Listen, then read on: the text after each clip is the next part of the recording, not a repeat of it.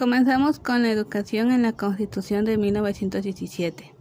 El 5 de febrero de 1917 se promulga la actual Constitución mexicana en la ciudad de Querétaro, con base en los principios dictados por los liberales en 1857. Los carrancistas tomaron en consideración las propuestas del activo grupo de maestros que participaron en la revolución para la redacción del artículo 3, que legalizaba la enseñanza libre y se responsabilizaba al Estado de la instrucción pública. Decía Carranza: la universidad libre corresponderá a los fines para que fue creada, subsistiendo ajena a las fluctuaciones de la política, independiente del poder público, libre de toda intervención oficial y sin las limitaciones, la esclavitud burocrática y la tutela ministerial con que fue establecida en 1910. Con esto también abre pauta para las universidades de gobierno federal. La Constitución de 1917 legisla sobre la obligatoriedad de asistir a la escuela. Era la única manera de exigir a las familias empobrecidas por la crisis de la Revolución a enviar a sus hijos e hijas a la escuela, a fin de sentar las bases de un México más instruido y de formar una población más crítica.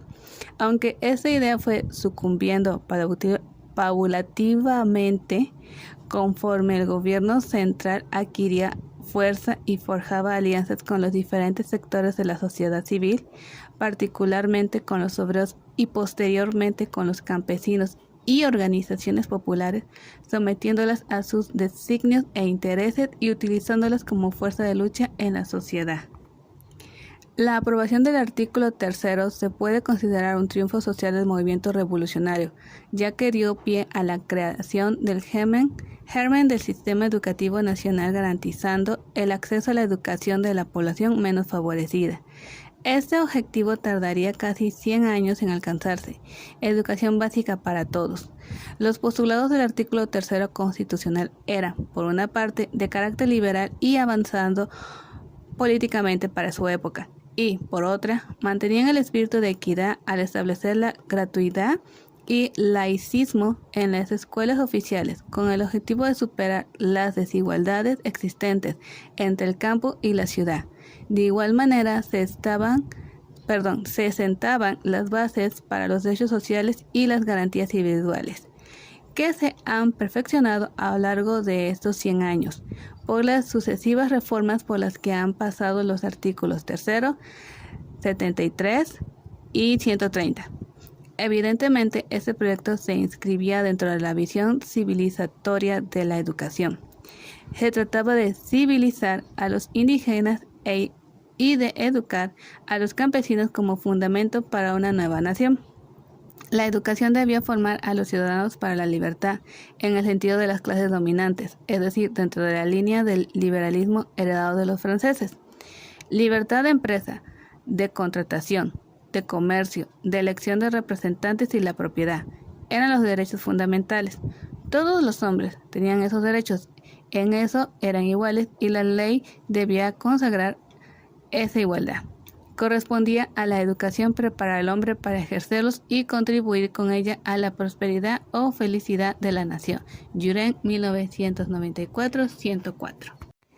La educación universitaria. Desde su llegada a México, Vasconcelos se dedicó a trabajar arduamente en el programa educativo nacional. A partir de 1920 colaboró estrechamente con Obregón en el Departamento Universitario y de las Bellas Artes, fundado por Carranza en 1917. Bajo la dirección intelectual de Vasconcelos, se promulgó la ley que creó el Ministerio de Educación. Las aulas universitarias cobraban un cambio trascendental bajo la influencia y dirección de Vasconcelos. Como contraposición a las influencias positivas que aún prevalecían en el ámbito educativo, el dinámico rector propició el desarrollo de las actividades humanísticas que se beneficiaban con la participación de los miembros más destacados del grupo de intelectuales del Ateneo de la Juventud: José Vasconcelos, Antonio Caso, Ricardo Gómez Robelo, Alfonso Reyes y Jesús de Acevedo, Manuel Gómez Morín y Lobardo Toledano. Como el primer secretario de la nueva institución, Vasconcelos inauguraba oficialmente los servicios de la SEP el 20 de julio de 1921. A partir de esta fecha, la instrucción popular se concentraba en los departamentos que quedaban bajo su ministerio y de inmediato puso en marcha su proyecto para la alfabetización de la población rural, mientras que se procuraba paralelamente elevar el nivel cultural del país. La enseñanza popular cobraba otro sentido durante el régimen callista. La alfabetización era un aspecto necesario para habilitar a la población a su participación activa en nuevas fuentes de trabajo vinculadas a labores de producción en gran escala, con manejo de maquinaria que exigía entrenamiento previo de los trabajadores, además de una programación y control de calidad adecuado, por manos de especialistas que, hasta este periodo, no existían en suficiente cantidad ni calidad. El modelo callista que prevaleció hasta la llegada a la presidencia de Lázaro Cárdenas mostraba una finalidad radicalmente distinta a la mesiánica idea vasconceliana: enseñar y alfabetizar para preparar la infraestructura industrial, satisfacer las demandas de los grupos que presionan al Estado con establecimientos de educación superior y actividades artísticas y culturales.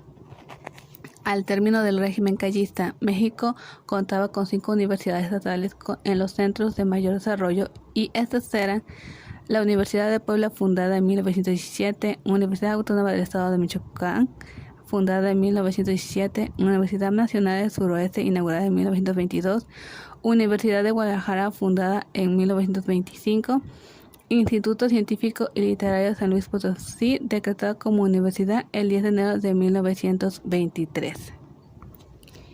La Universidad de Puebla fue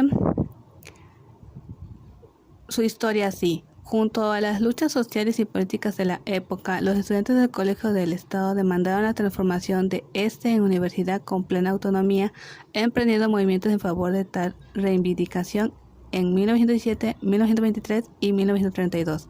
Tanto la transformación del colegio y la autonomía fueron demandas retomadas por grupos conservadores. En ese contexto histórico, el gobernador del Estado de Puebla, General Maximiliano Ávila Camacho, anunció el 1 de febrero de 1937 la transformación del colegio en universidad.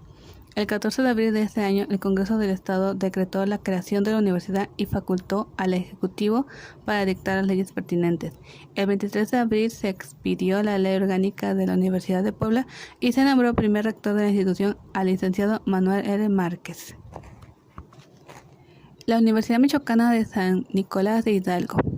Esta se estableció el 15 de octubre de 1917 y es en la actualidad la institución de educación superior de mayor tradición en el estado de Michoacán. Al comenzar el siglo XIX, las consecuencias del movimiento de independencia encabezado por un selecto grupo de maestros y alumnos nicolaitas, entre los que se ubica Miguel Hidalgo Costilla, José María Morelos, José Sixto Verduzco, José María Izazaga e Ignacio López Rayón, llegaron al gobierno virreinal a clausurarlo.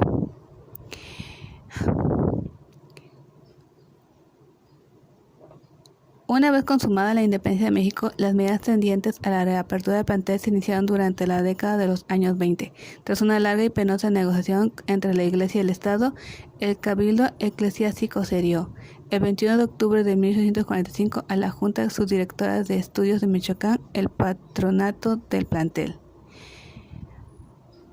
Pero después vino lo que fue la Revolución Mexicana, y después de el triunfo de esta, cuando a escasos días de tomar posesión del gobierno de Michoacán, el ingeniero Pascual Ortiz Rubio tomó la iniciativa en sus manos y logró establecer la Universidad Michoacana de San Nicolás de Hidalgo el 15 de octubre de 1917, formada con el Colegio de San Nicolás de Hidalgo, las escuelas de artes y oficios, la industrial y comercial para señoritas, superior de comercio y administración, normal para profesores, normal para profesoras, medicina y jurisprudencia, además de la biblioteca pública, el Museo Michoacano, el de Independencia y el Observatorio Meteorológico del Estado. La Universidad de Guadalajara. Al término del movimiento armado de la Revolución Mexicana, el gobernador de Jalisco, José Guadalupe Zuno, se dio a la tarea de abrir las puertas de la Universidad de Guadalajara al integrar las instituciones de educación media superior y superior del Estado que operaban de manera dispersa y desarticulada. De esta manera, el 12 de octubre de 1925, Enrique Díaz de León tomó posesión como el primer rector en esa nueva época y quedó de maní manifiesto que la universidad es producto del Estado social emanado de la Constitución Política de 1917, como parte de este periodo y después de 3 años durante los cuales la educación media y superior estuvo a cargo de la Dirección de Estudios Superiores del Estado. Constancio Hernández Álvide promovió la más reciente reapertura de la Universidad de Guadalajara, cuya ceremonia se realizó el 20 de noviembre de 1937 en el Paraninfo. Universidad Autónoma de San Luis Potosí. Durante poco más de 60 años, el Instituto Científico y Literario de San Luis Potosí impartió la educación superior en el Estado. Además, creció y se consolidó como una institución educativa acorde a las necesidades y preceptos de la época en que surgió. No obstante, los conflictos armados, así como la crisis económica y sociopolítica que se hizo presente en el país con la Revolución Mexicana de 1910, desestabilizó los alcances que tuvo la institución durante el régimen porfirista.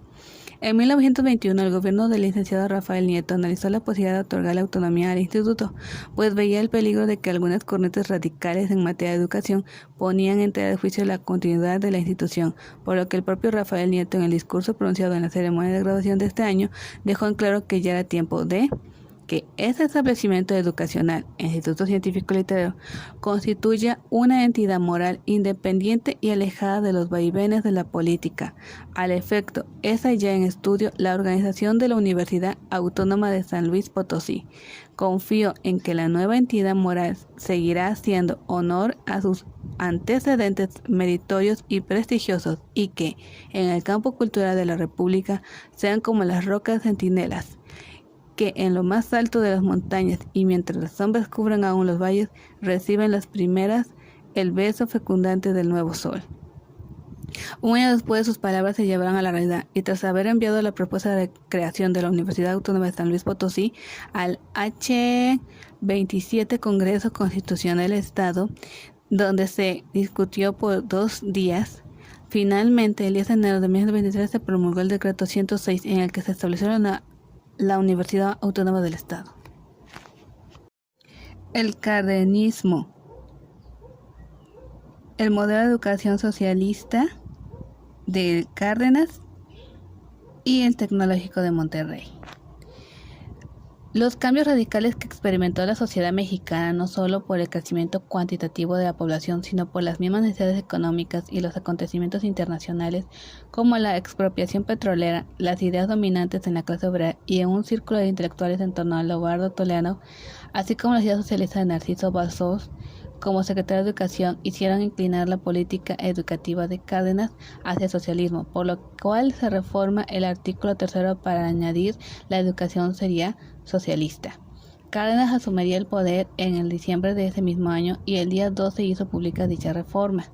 Con una orientación mayor hacia la izquierda, Lázaro Cárdenas dio entrada a las influencias marxistas propuestas por Leobardo Toledano, aceptando la modificación del artículo 3 de la Constitución para establecer que la educación, además de laica, sea de carácter socialista, lo que traía nuevas luchas, particularmente en el campo, entre el magisterio de izquierda y el clero. Esa reforma constitucional introdujo una normativa que no tiene la de 1917, cuyo artículo 3 era muy escueto y se acentuaba el espíritu anticlerical, que va más allá de la propuesta de la educación laica para permitir crear en la educación un concepto racional y exacto del universo y de la sociedad. El artículo 3. Se puede conceder a los particulares autorización para ofrecer educación primaria, secundaria y normal si aceptan no dar educación religiosa, combatir el fanatismo y los prejuicios. Deben dar una educación racional y un concepto exacto del universo y de la vida social. También se establece claramente la facultad exclusiva del Estado para formular los planes, programas y métodos de enseñanza. De esta manera, se configura un sistema más estructurado y definido hacia la formación de ciudadanos críticos, racionales y con conocimientos científicos acerca del universo y del mundo social. Establece que los 3 órdenes de gobierno son responsables de la oferta educativa y de su mantenimiento, con recursos públicos, proponiendo sanciones para los funcionarios que no cumplan con estas disposiciones o las infrinjan. Por ello, el Congreso de la Nación tiene la facultad de legislar para coordinar y unificar la educación de toda la República. Esa reforma era una iniciativa contra la federación al quitar la autonomía de la que gozaban los estados para legislar en materia educativa. La centralización se agudiza al otorgar facultades al Congreso para fijar cuotas de participación a los estados. Esa determinación violentaba a la misma Constitución, rompiendo la federalización para establecer el centralismo en los hechos. Melgar 2016. Por otra parte, esta reforma trajo numerosos conflictos con los sindicatos magistrales y el clero, pero todo el sistema educativo se vio convulsionado por el conflicto, que oponía ciencia y religión, o mejor dicho, a los hombres de ciencia con los creyentes. Sin embargo, es un periodo de grandes transformaciones sociales, de la organización de las clases populares y de impulso a la industria y a la educación técnica, con la creación del Instituto Politécnico Nacional para fortalecer la naciente industria petrolera nacional. El conflicto se apaciguaría mediante la instauración de la política de la unidad nacional impulsada por el presidente Manuel Ávila Camacho y con la segunda reforma del artículo 3 que, si bien se realizó durante el gobierno del presidente saliente, su publicación será el 30 de diciembre de 1946 con Miguel Alemán al frente del país. Estas estrategias tenían como fin político dejar el campo conflictivo despejado para el nuevo presidente. Se reforma dicho artículo suprimiendo el carácter socialista de la educación, pero se conserva el espíritu científico de lucha contra la ignorancia y sus efectos, los servidumbres, los fanatismos y los prejuicios. Se argumenta que la educación debe fomentar el desarrollo armónico de todas las facultades del ser humano, así como los valores de amor a la patria, la solidaridad internacional en la independencia y la justicia. Sigue siendo democrática, nacional y se acentúa su aporte a la mejor convivencia humana, promotora de la dignidad de la persona, destacando los valores de fraternidad e igualdad de derechos de todos los hombres. Los particulares pueden ofrecer educación con la autorización del Estado, incluida la de los obreros, campesinos y escuelas normales, siempre y cuando se ajusten a los planes y programas estatales. El Tecnológico de Monterrey. Este nace en el año de 1943 gracias a la visión de don Eugenio Garza Sada y de un grupo de empresarios mexicanos encabezados por él, quienes hicieron realidad el deseo de crear una institución educativa de vanguardia, que con el paso del tiempo permanecería y crecería como una de las mejores. La educación superior de carácter privado se inició durante el cardenismo como una respuesta de las clases acomodadas a la imposición del materialismo histórico para escuelas nacionales como lo establecía el artículo 3. El 25 de marzo de 1950, los representantes de 11 universidades y 2 institutos superiores acordaron la función de la Asociación Nacional de Universidades e Instituciones de Enseñanza Superior como un organismo dedicado a fomentar las acciones favorables a sus establecimientos y a la necesidad del país. Asimismo, la UNUIS fungiría como una unidad consultiva de investigación y análisis de los asuntos de carácter pedagógico o administrativo que contribuyera a la mejora de los servicios educativos para atender la demanda del personal especializado de toda la República.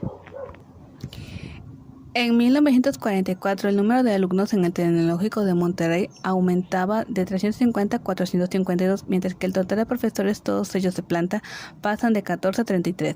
Ese mismo año comienzan las actividades extracurriculares, se crea la primera sociedad de alumnos, se integran los primeros equipos de básquetbol y fútbol soccer y se publica Onda, la primera revista de la institución.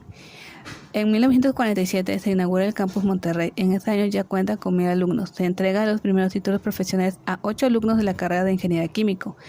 En 1986 se define la misión de formar profesionistas con niveles de excelencia en el área de su especialidad, así como el Estatuto General y la Constitución Formal del Tecnológico de Monterrey como un sistema educativo multicampus con una nueva estructura organizacional. Consolidación, sello relacionados con valores socioculturales y del ejercicio profesional. Su transformación tuvo en el 1996, el cual define su misión hacia el 2005, formar personas comprometidas con el desarrollo de su comunidad y que sean competitivas internacionalmente en su área de conocimiento y hacer investigación y extensión relevantes para el desarrollo del país. Acerca de la ANUIS. La Asociación Nacional de Universidades e Instituciones de Educación Superior, ANUIS por sus siglas, desde su fundación en 1950 ha participado en la formulación de programas, planes y políticas nacionales, así como en la creación de organismos orientados al desarrollo de la educación superior mexicana. La ANUIS es una asociación no gubernamental de carácter plural que agremia a las principales instituciones de educación superior del país, cuyo común denominador es su voluntad para promover su mejoramiento integral en los campos de la docencia, la investigación y la extensión de la cultura y los servicios. La asociación está conformada por 211 universidades e instituciones de educación superior, tanto públicas como particulares de todo el país. La UNAM y la pedagogía. Hasta 1955 la pedagogía era estudiada como posgrado en la Facultad de Filosofía y Letras de la UNAM, fecha en que se creó el Colegio de Pedagogía, cuya experiencia permite surgir en 1959 bajo la administración del Dr. Francisco Larroyo. La idea de fundar una licenciatura en pedagogía, concediéndose a los licenciados el título de pedagogo y a los estudiosos superiores los grados de maestro y doctor en pedagogía. La licenciatura en Pedagogía de la UNAM comenzó con el plan de 1960, reformado en 1966 y 1972. Posteriormente han sufrido modificaciones para adecuarlo a los nuevos requerimientos de nuestra sociedad. La Universidad Pedagógica Nacional empezó a funcionar en 1978 con 5 licenciaturas, una de las cuales era la de Pedagogía. En julio de 1995 se graduó la primera generación de egresados de la maestría en Pedagogía de la Universidad Pedagógica Nacional. Como es natural, en una institución tan joven, su planta docente ha obtenido sus doctorados mayoritariamente en la UNAM y varias otras instituciones de prestigio. Sin embargo, para el 2000, egresados de sus aulas, los primeros doctorados en educación. La Universidad Pedagógica Nacional, UPN por sus siglas, es una institución pública de educación superior creada por decreto presidencial el 29 de agosto de 1978. Tiene la finalidad de formar profesionales de la educación, licenciatura y posgrado para atender las necesidades del sistema educativo nacional y de la sociedad mexicana en general. Ofrece además otros servicios de educación superior como diplomados y cursos de actualización docente. Realiza investigación en materia educativa y difunde la cultura pedagógica, la ciencia y las diversas experiencias artísticas y culturales del país.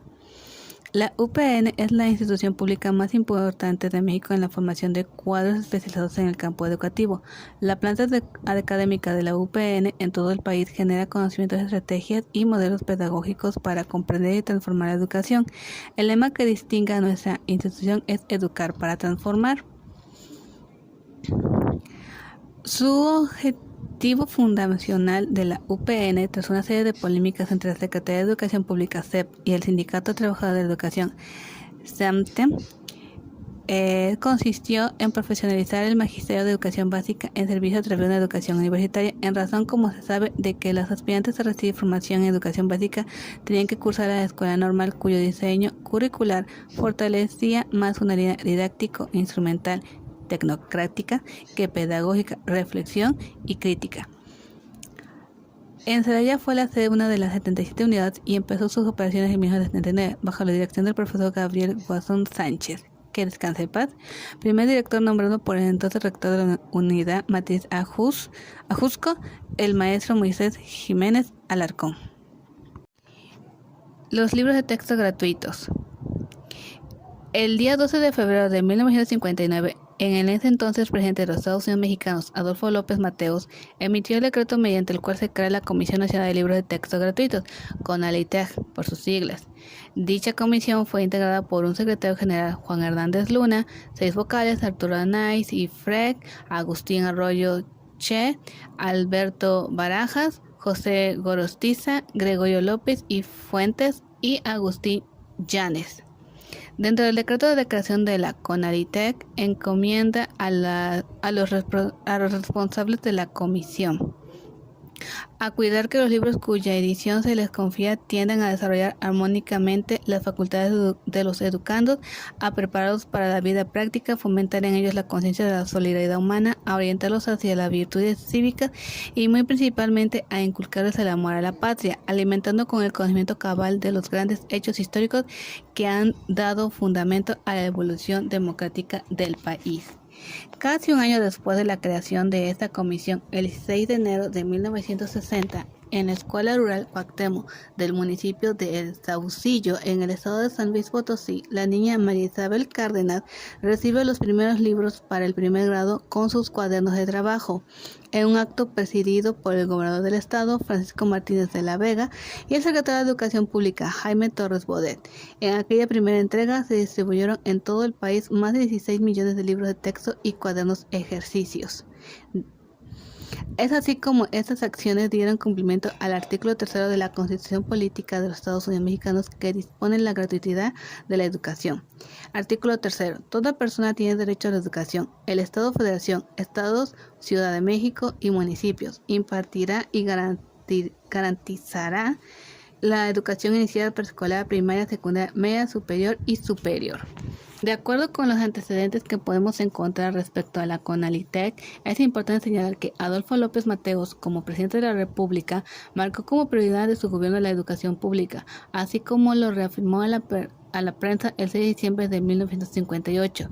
Siguiendo esta línea, encontramos que Jaime Torres Bodet, entonces secretario de Educación, elabora el Plan Nacional para el Desarrollo y Mejoramiento de la Enseñanza Primaria, plan de 11 años, que aprobado en febrero de 1959, significó el primer esfuerzo por planificar la educación a largo plazo. Se buscaba satisfacer la demanda educativa real a nivel primario, dar oportunidades de educación a todos los mexicanos, mejorar la calidad de enseñanza, así como satisfacer la demanda de técnicos y ofrecer calificados que requieren el desarrollo del país. Dentro de este contexto es que se decide la creación de la nueva comisión y entregar libros no solo a las escuelas públicas, sino también a las privadas, pues para López Mateos todos los niños y todos son parte de nuestro pueblo. Adolfo López Mateos y los libros de texto gratuito. El presidente Adolfo López Mateos, de 1958 a 1964, correspondió a afrontar la heterogeneidad del sistema mediante un programa educativo que incluía la incorporación de textos gratuitos para toda la primaria. Con la aplicación del plan de 11 años, el Estado enfatizó la conducción del proceso mental y emocional de los escolares. Las escuelas públicas y cumplirían la función de enlace entre la recreación infantil. Después de esto, los primeros proyectos que se llevaron a cabo en el ambicioso y controvertido Plan Reformador del Sistema Educativo consistieron en la creación del Colegio de Bachilleres y los colegios de Ciencias y Humanidades. Paralelamente se diseñaban los contenidos de textos obligatorios y gratuitos para el ciclo primario. Los aspectos primordiales aparecen como contradicciones evidentes en el sistema educativo actual. El contenido pedagógico que sostiene, de una parte, la formación crítica y analítica del educando desde la primaria para favorecer aparentemente una mayor participación popular en el desarrollo nacional, y de otra, el refuerzo que el Estado ha impuesto al control de las instituciones que conforman la estructura de poder. Ahora, con Echeverría y la reforma educativa de 1970. A partir de este año, el Gobierno Nacional organiza y coordina sistemáticamente un programa nacional de reforma educativa para todos los niveles de enseñanza como respuesta institucional a las demandas sociales, políticas y económicas de la población de los centros urbanos del país. El régimen de Echeverría consistió inicialmente en habilitar a la población a la participación masiva en la actividad económica y cultural para superar las condiciones de su desarrollo, mediante una estrategia educativa de tendencia nacionalista y cultural para superar las condiciones de su desarrollo, mediante una estrategia educativa de tendencia nacionalista y actualizada con procedimientos eficaces para enseñanza. El mexicano educado podría contrarrestar la subordinación colonialista, la influencia de los medios masivos de comunicación y la injerencia sistemática y acumulativa de mensajes y valores transmitidos con un afán comunista por los representantes del mercado de bienes y servicios. La reforma educativa de 1970 intentó cubrir tres aspectos fundamentales: la actualización de los medios, técnicas e instrumentos para dinamizar el proceso enseñanza-aprendizaje, la extensión de los servicios educativos a una población tradicionalmente marginada mediante la aplicación sistemática de medios pedagógicos modernizados, y la flexibilidad del sistema educativo para facilitar la movilidad horizontal y vertical de los educandos entre la diversidad de tipos y modalidades del aprendizaje. Sindicato Nacional de Trabajadores de la Educación. El 30 de diciembre de 1943 se fundó el Sindicato Nacional de Trabajadores de la Educación, EBSTEN según sus siglas, siendo producto de la integración de diversas agrupaciones de maestros y demás trabajadores del sistema educativo de entonces. Desde el inicio, su misión ha sido el estudio, defensa y mejoramiento de sus intereses comunes, entre ellos la calidad educativa. Conforman EMSTEN, trabajadores de base, permanentes, interinos y transitorios al servicio de la educación, dependientes de la Secretaría de Educación Pública, SEP por sus siglas, y sus representaciones en los gobiernos estatales y municipales. También lo integran profesores de colegios del sector privado vinculados a la SEP, organismos descentralizados y desconcentrados, e incluso jubilados y pensionados del servicio educativo de las entidades citadas. El sindicato no solo nació bajo el auspicio gubernamental del Partido de la Revolución Mexicana, precursor del Partido Revolucionario Institucional, PRI por sus siglas, sino que fue creado con el propósito explícito de apoyar al partido en el poder.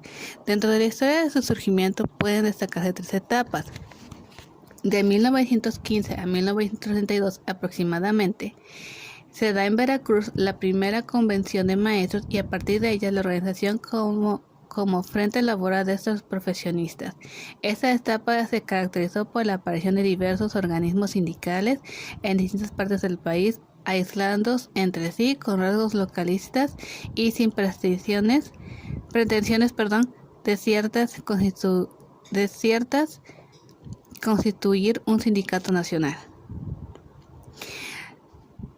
De 1932 a 1949. Esta segunda etapa se distingue por la intención de integrar una central única de Magisterio Nacional. Entre los antecedentes se encuentran, por ejemplo, la Confederación Mexicana de Maestros, CMM, por sus siglas, el Frente Único de Trabajadores de la Enseñanza, FUNTE, también por sus siglas, Federación Mexicana de Trabajadores de la Enseñanza, EMSTEN, por sus siglas, y el Sindicato de Trabajadores de la Enseñanza de la República Mexicana, STERM, por sus siglas. Desde 1949 en adelante, esta etapa en la vida de EMSTEN se identifica con el surgimiento de un nuevo tipo de dirigentes, formando en los niveles secundarios de la jerarquía sindical durante el periodo precedente. Se caracteriza por plantear el control del sindicato magisterial como fundamento de sus carreras políticas a escala nacional. La creación del CONACYT.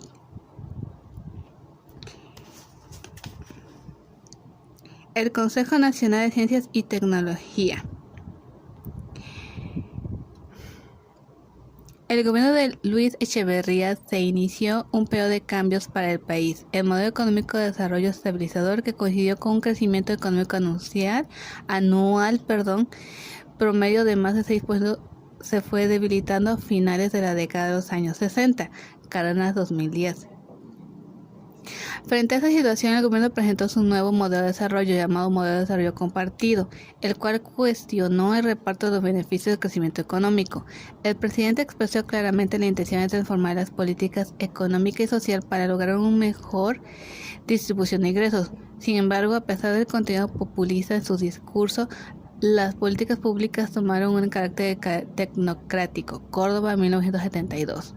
Reconociendo implícitamente la dificultad de implementar reformas sociales que tomaran en cuenta la complejidad de una sociedad muy distinta a las décadas atrás.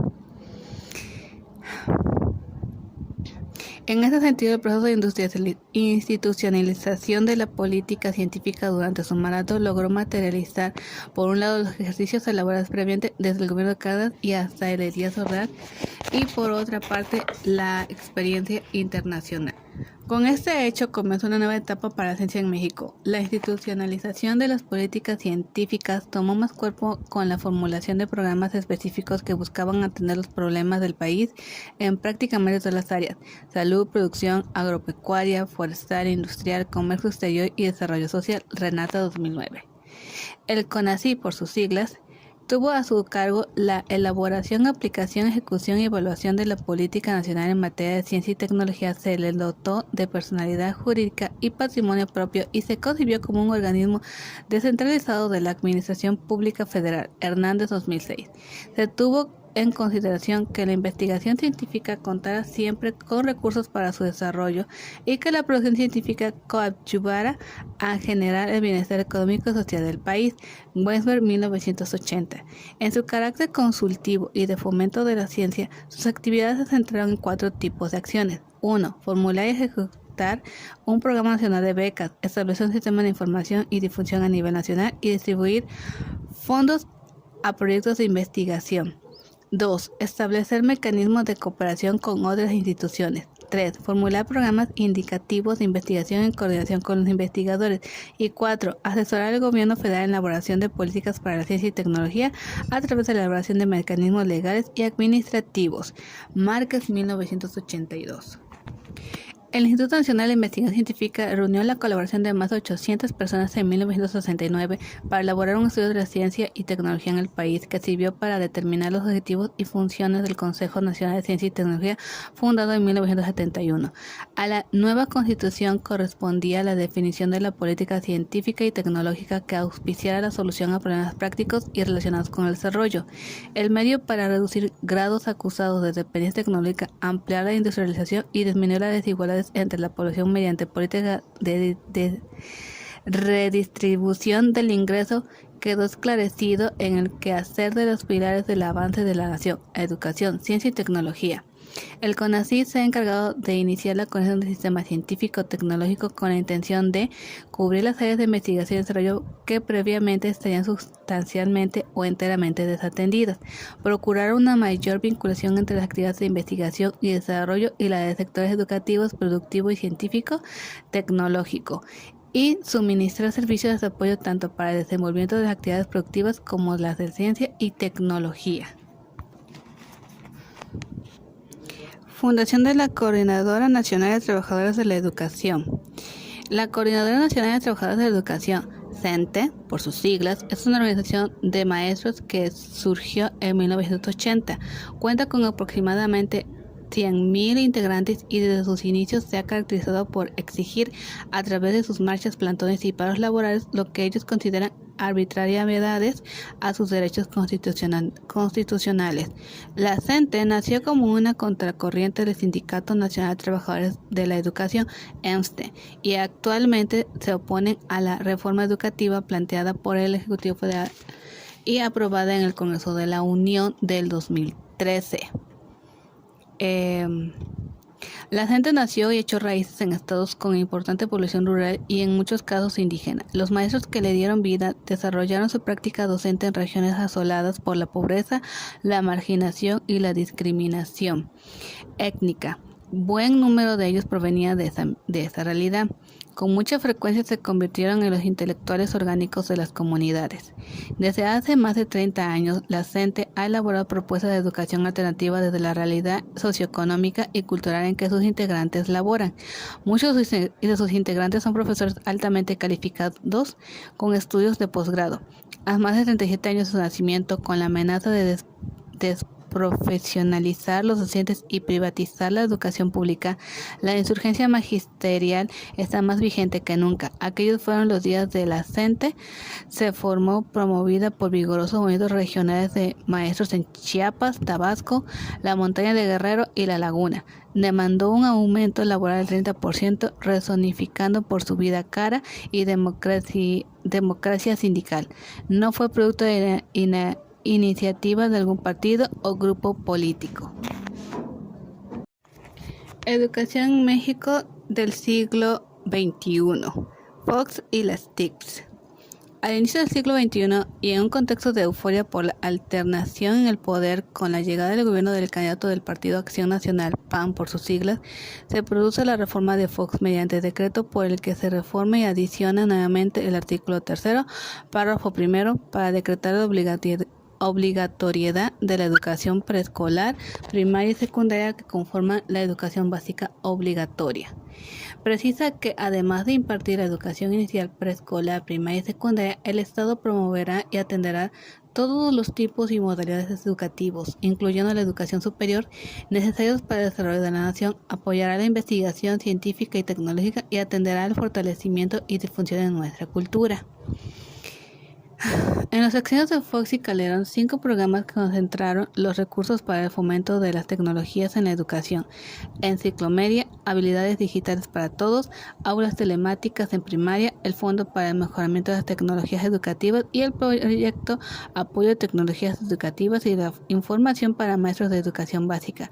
Todos ellos sumaron 38.427.910.182 pesos. Enciclomedia se propuso vincular los contenidos de los libros de texto gratuitos y diversos recursos multimedia para apoyar a los docentes.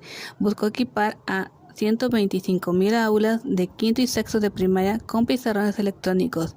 En sus 8 años de existencia, el programa tuvo un presupuesto de 23.955 millones de pesos. Al finalizar la cuenta pública de 2009, la Auditoría Superior de la Federación, órgano de fiscalización del Estado mexicano, detectó que la capacitación sigue siendo la principal área de oportunidad detectada tanto por profesores como por directores, pues en la actualidad se considera que el programa Enciclomedia se subutiliza por la falta de conocimiento y desarrollo de habilidades técnicas. El gobierno federal ejerció en 2009 un importe de 4.786.029.5 millones de pesos en el programa E001 Enciclomedia quinto y sexto año de primaria, sin demostrar una mejora sustentable en la calidad de la educación primaria. A las irregularidades se sumaron el robo de equipo, la falta de controles para saber si se entregó, si funciona, si requiere reparaciones. El resultado, equipos arrumbados y un desconocido impacto educativo correspondiente a los cuantiosos recursos destinados. El proyecto Apoyo a Tecnologías Educativas y de Información para Maestros de Educación Básica fue producto de la negociación con el sindicato al que se destinaron 1.692 millones de pesos en estos 2 sexenios para distribuir 260.000 computadoras entre los maestros afines a los líderes del CENTE, una quinta parte de los maestros en educación básica. No existe evidencia concreta del impacto de ese programa en el logro en el aprendizaje de los niños. Peor aún, en la revisión de la cuenta pública 2010, la auditoría señaló que el 95.5% de los recursos ejercidos para este proyecto debían regresarse o aclararse debido a irregularidades como la opacidad en la selección de los beneficiarios, inexistencia de evidencia de la entrega de equipo, falta de expedientes y de pago. El programa Aulas Telemáticas en Primaria sustituyó a Enciclomedia y recibió un presupuesto por 3.175 millones de pesos en el 2012. Hay que esperar hasta dentro de 2 años para que la auditoría nos ilustre sobre el uso de esos recursos, aunque las cancelaciones en este año a las licitaciones para comprar el equipo hacen suponer que tal dinero simplemente no se ejerció. Finalmente, sobre el Fondo para el Mejoramiento de las Tecnologías Educativas entre 2008 y 2010, recibió 1.311 millones de pesos. Simplemente no hay datos sobre su uso o impacto por parte de la auditoría. Es indispensable que mejoren la evaluación y el control de estas políticas.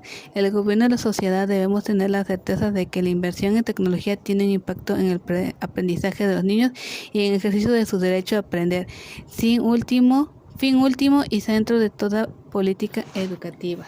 Reforma educativa de 2013 del presidente Enrique Peña Nieto. Hoy en día asistimos a una reforma del artículo 3 de manera estructural orientada a modificar radicalmente la educación del país, recurriendo a los postulados de una educación de calidad.